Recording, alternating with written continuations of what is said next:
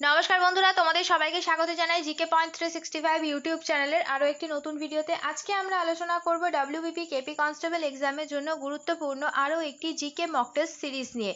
আমাদের চ্যানেলে প্রতিদিনই সন্ধ্যাবেলা ডব্লিউবিপি কেপি কনস্টেবল এক্সামের জন্য মক টেস্ট হচ্ছে, তোমরা সেই মক টেস্টে অংশগ্রহণ করো। প্রতিদিনই যে সমস্ত প্রশ্নগুলো আমরা নিয়ে আসছি, প্রত্যেকটি প্রশ্ন কিন্তু তোমাদের এক্সামের জন্য ভীষণভাবে গুরুত্বপূর্ণ। সেই কারণে একটু স্কিপ না করে প্রত্যেকটি ভিডিও তোমরা খুব মনোযোগ সহকারে দেখো এবং এর যে গুরুত্বপূর্ণ তথ্যগুলো থাকছে সেগুলো তোমরা চাইলে নোট ডাউন করে নিতে পারো। ভিডিও যদি ভালো লাগে তাহলে অবশ্যই ভিডিওটিকে একটি লাইক করো, সাথে আমাদের চ্যানেলটিকে কিন্তু সাবস্ক্রাইব করে পাশে থাকা বেল বাটনটা অবশ্যই কিন্তু ক্লিক করে রেখো, যাতে সবার প্রথমে আমাদের ভিডিও নোটিফিকেশন তোমাদের কাছে পৌঁছে যায়। আর ভিডিও ভালো লাগলে অবশ্যই তোমার বন্ধুদের সাথে শেয়ার করো আর আমাদের কমেন্টে জানাও ভিডিও তোমাদের কেমন লাগলো। তাহলে চলো আজকের ভিডিওটা শুরু করা যাক। 1 নম্বর প্রশ্ন, পশ্চিমবঙ্গের বিধানসভা দ্বিকক্ষ থেকে এক কক্ষ বিশিষ্ট হয় কত সালে? চারটি অপশনের মধ্যে সঠিক উত্তর এখানে হয়ে যাবে অপশন বি, 1969 সালে। পরের প্রশ্ন দেখি, কার নেতৃত্বে প্রথম ভাষা কমিশন গঠিত হয়? তোমরা যদি এর সঠিক উত্তর জানো তাহলে অবশ্যই আমাদের কমেন্টে জানাও। এখানে সঠিক উত্তর হয়ে যাবে অপশন সি, বিজি খের। পরের প্রশ্ন, এরান লিপি থেকে ভারতের কোন সম্রাটের কথা জানা যায়? সঠিক উত্তর হয়ে যাবে অপশন ডি, সমুদ্রগুপ্ত। পরের প্রশ্ন দেখি, গণপরিষদের স্টিয়ারিং কমিটির সভাপতিত্ব কে করেন? এখানে সঠিক উত্তর হয়ে যাবে অপশন সি, রাজেন্দ্র প্রসাদ। পরের প্রশ্ন, মিশ্র অর্থনীতি কথার অর্থ কি? সঠিক উত্তর হচ্ছে অপশন ডি, সরকারি ক্ষেত্রে ও বেসরকারি ক্ষেত্রের সহাবস্থান। পরের প্রশ্ন চলো দেখে নিই, বুল এবং বিয়ার শব্দ দুটি কিসের সাথে জড়িত? তোমরা যদি এই প্রশ্নের সঠিক উত্তর জানো অবশ্যই তাহলে আমাদের কমেন্টে জানাও। উত্তর দেখো ঠিক হচ্ছে কিনা মিলিয়ে। সঠিক উত্তর হবে অপশন সি, শেয়ার বাজার। পরের প্রশ্ন, সবুজ সোনা কাকে বলা হয়? এটা একটা খুব সোজা প্রশ্ন আর কিন্তু খুব ইম্পর্টেন্ট প্রশ্ন। সঠিক উত্তর হয়ে যাবে অপশন এ, চা। পরের প্রশ্ন, আধুনিক ভারতের জনক কাকে বলা হয়? এই প্রশ্নটাও খুবই সোজা কিন্তু তার সাথে সমানভাবে খুবই গুরুত্বপূর্ণ।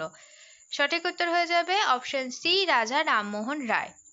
পরের প্রশ্ন, ভারতের কোথায় সর্বাধিক পরিমাণে কয়লা পাওয়া যায়? এটির সঠিক উত্তর হয়ে যাবে অপশন সি, ঝাড়খণ্ডে। পরের প্রশ্ন, কোথায় শব্দের গতিবেগ সব থেকে বেশি থাকে? সঠিক উত্তর হয়ে যাবে এখানে অপশন ডি, কঠিন পদার্থে। পরের প্রশ্ন, কোন আইন অনুসারে সর্বপ্রথম শিক্ষা ভারতীয়দের নিয়ন্ত্রণে আসে? সঠিক উত্তরটা তোমরা যদি জানো তাহলে অবশ্যই আমাদের কমেন্টে জানাও। এখানে সঠিক উত্তর হয়ে যাবে অপশন ডি, ভারত শাসন আইন 1935 সালে। পরের প্রশ্ন, নিচের কোনটি কৃষক আন্দোলন নয়? ভালো করে প্রশ্ন দেখো, কৃষক আন্দোলন নয় জিজ্ঞাসা করেছে। সঠিক উত্তর হয়ে যাবে অপশন সি, আলিগড় আন্দোলন। বাদবাকি যে তিনটি আন্দোলন রয়েছে সেই তিনটি কিন্তু কৃষক আন্দোলন। চলো পরের প্রশ্ন দেখি, কে মেদিনীপুরের অসহযোগ আন্দোলনের নেতৃত্ব দেন? সঠিক উত্তর বীরেন্দ্রনাথ শাসমল। পরের প্রশ্ন, বিখ্যাত আইএনএর বিচার দিল্লির লালকেল্লায় কত সালে শুরু হয়েছিল? সঠিক উত্তর হয়ে যাবে এখানে 1945 সালে। অপশন বি সঠিক উত্তর। পরের প্রশ্ন, ক্লাইভ কত সালে দ্বিতীয়বারের জন্য বাংলার গভর্নর হয়েছিল? সঠিক উত্তর অপশন বি, 1765 সালে। পরের প্রশ্ন, নিচের কোনটি লর্ড কার্জন দ্বারা হয়নি? প্রশ্নগুলো তোমরা ভালোভাবে দেখে তারপরে কিন্তু উত্তর করবে। সঠিক উত্তর এখানে হয়ে যাবে অপশন সি, প্রেস অ্যাক্ট। বঙ্গভঙ্গ, প্রাচীন সৌধ আইন, ভারতীয় বিশ্ববিদ্যালয় আইন এগুলো কিন্তু লর্ড কার্জন দ্বারা হয়েছিল। কোনটি হয়নি? Press act. পরের প্রশ্ন দেখি, নিচের কে মুসলিম লীগের প্রতিষ্ঠাতা সদস্য ছিলেন না? সঠিক উত্তর এখানে কোনটি হবে চারটির অপশনের মধ্যে?